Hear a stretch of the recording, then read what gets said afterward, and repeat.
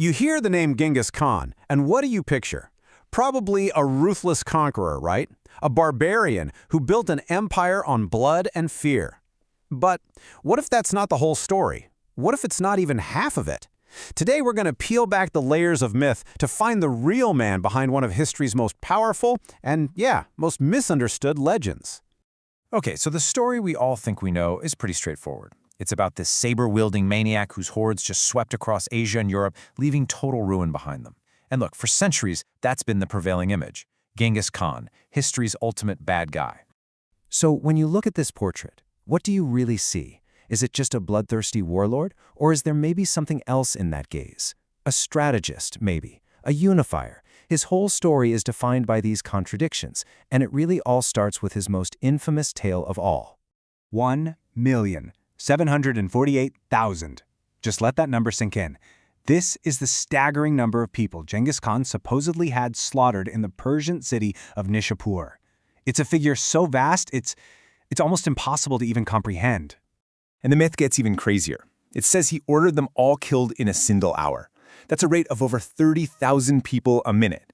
But when you actually look at the historical records, a very different picture emerges. The siege? Yeah, it lasted 10 days. And get this, Khan himself wasn't even present. Now, a brutal massacre definitely happened, but the numbers and the details, they got twisted into this legend of just impossible cruelty. So, if the very story that defines his brutal legacy is so exaggerated, that forces us to ask a totally new question, doesn't it? Who was the man forged in the harsh plains of Mongolia long before the world ever knew him as Genghis Khan? To understand the ruler, you first have to understand his origins. His story doesn't begin with an empire. Oh no. It begins with sheer survival against, well, impossible odds. First off, he wasn't born Genghis Khan. He was born Temujin, a name that means iron. And the legends say he entered this world clutching a blood clot in his fist, which, in Mongol culture, was a powerful sign that he was destined to become a great leader. At just 9 years old, his father is murdered.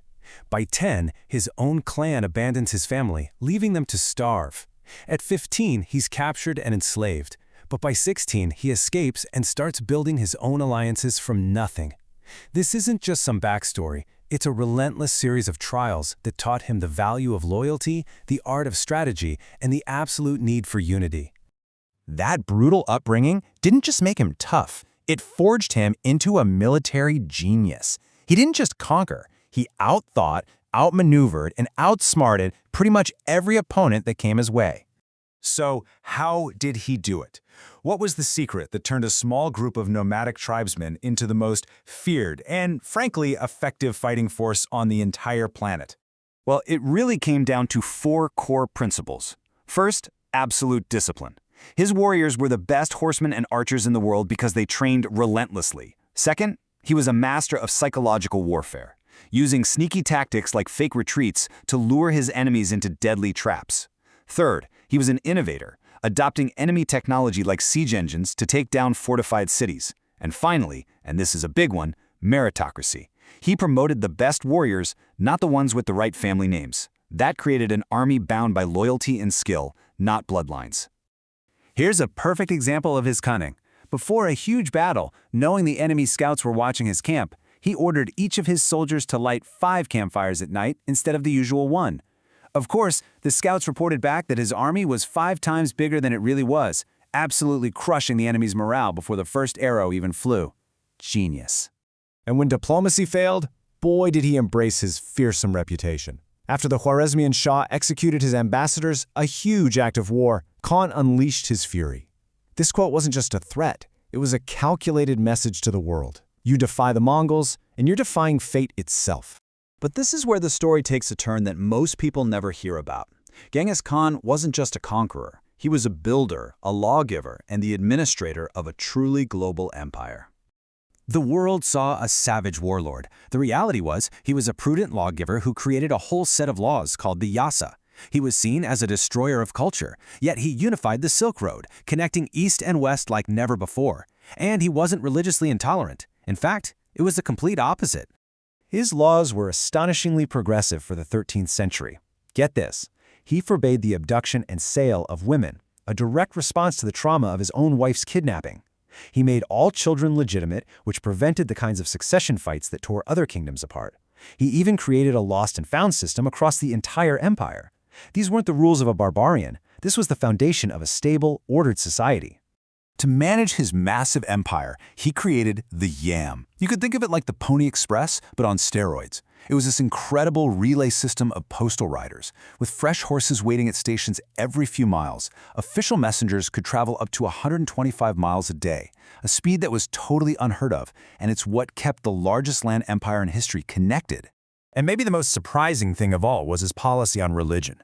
So he was a shamanist himself, but Khan decreed absolute freedom of religion for all of his subjects. Christians, Muslims, Buddhists, it didn't matter. He knew a multi-ethnic, multi-religious empire could only survive on tolerance. He didn't just allow other faiths, he actively supported them by making all their priests, monks, and holy leaders completely tax-exempt. So he built one of the largest empires in history, he reshaped the world, and he created a legacy of governance and warfare that we're still studying today. But for all he built in life, in death, Genghis Khan left us with one final, tantalizing puzzle. No one knows where he is buried. His burial was conducted in absolute secrecy. Legend says that the funeral escort killed every person and animal they met on their journey, just to conceal the route. Afterwards, thousands of horses were supposedly driven over the site to trample and erase any trace of his grave from the earth. For 800 years, the location has been one of history's greatest secrets, but now modern science might have just uncovered a vital clue. In the Ulitau region of Kazakhstan, an area historically linked to his eldest son, Jochi, archaeologists have found burial sites with a powerful genetic link to the Khan's family. The key is all in the DNA. Skeletal remains from these graves carry a specific genetic marker on the Y chromosome called the C3 cluster. Now, this rare signature is strongly associated with the ruling lineage of the Mongol Empire, making it highly possible that these graves belong to the direct descendants of Genghis Khan himself. Finding the tomb of his son could be the key that finally unlocks the location of the conqueror. It's a discovery that could totally reshape our understanding of his empire. And it leaves us with one final thought. After 8 centuries of myths and searching, is modern technology finally about to reveal the last secret of the universal ruler?